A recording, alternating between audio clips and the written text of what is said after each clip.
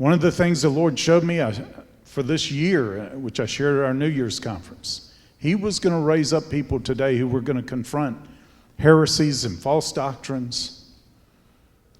I mean, when I got that word, if you were here at the New Year conference, I said, well, if the Lord's given that kind of word, then we better start expecting some major heresies to arise. And I had no clue they were going to be as bizarre as the ones that have manifested.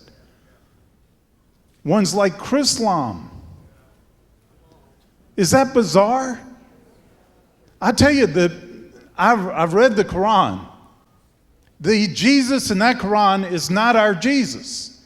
Our Jesus is not coming back to crucify Christians who did not bow the knee to Allah. That is not our Jesus, and that Allah is not our God. He's not the God we worship.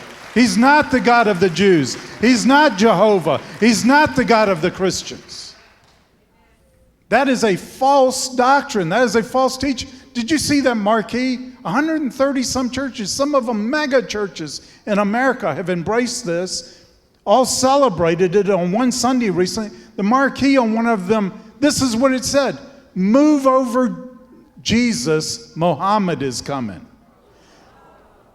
I'll tell you boldly, Jesus is not moving over for Muhammad. He's not moving over for anyone. He sits above all rule and authority and power and dominion, and we're not going to cower behind any philosophy, any religion. I don't care how much they try to intimidate us, threaten us. We deal with threats all the time, but I don't care. I'd much rather have man kill me than God. Didn't He say, don't fear those who kill the body?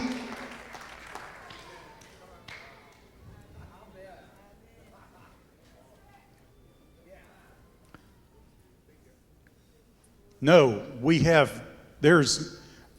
that book. I don't believe in burning it because I hope more people read it.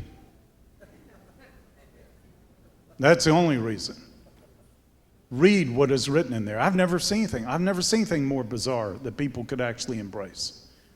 What it does to women especially, it is slavery. That's why we have more slaves in the world today than before the Civil War here in America. Now, read that thing. But I tell you what, we have no unity whatsoever. There is no unity between Christianity and Islam. Now, I do believe, and I've met a lot of Muslims, I've talked to some Muslim leaders even. And I tell you, there are many Muslims that are terrified of Sharia law. I really appreciate those who took what I believe is a very courageous stand recently, American Muslims that took a very courageous stand against Sharia law.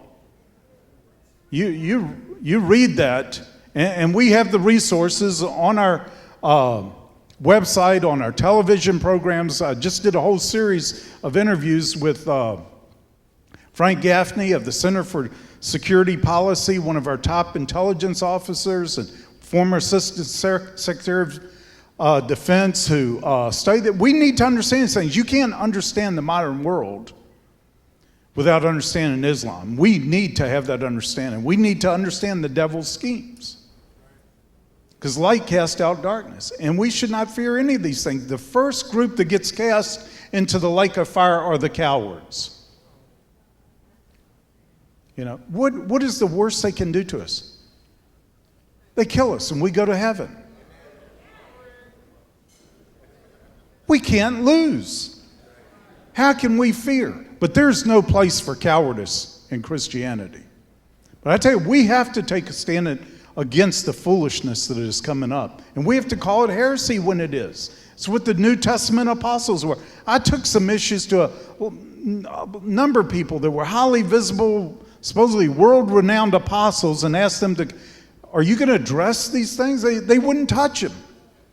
I say, how could you possibly call yourself an apostle and let this stuff get into the body of Christ, the sheep that we have been appointed to protect? What are we going to stand before His judgment seat and be a watchman who did not sound the alarm, or a shepherd who did not protect his sheep? No, we need to fear standing there on that judgment day and going through that far more than anything anybody on this earth could do to us. If we would have the pure and the holy fear of God, we wouldn't have to fear anything else on this earth. None of us should be walking in fear. Shouldn't be walking in fear of the economic collapses going on around us or anything else, because we have a kingdom that cannot be shaken. We have a king that sits above all rule and authority and power and dominion, and he's the only one I want to stand before and live my life before.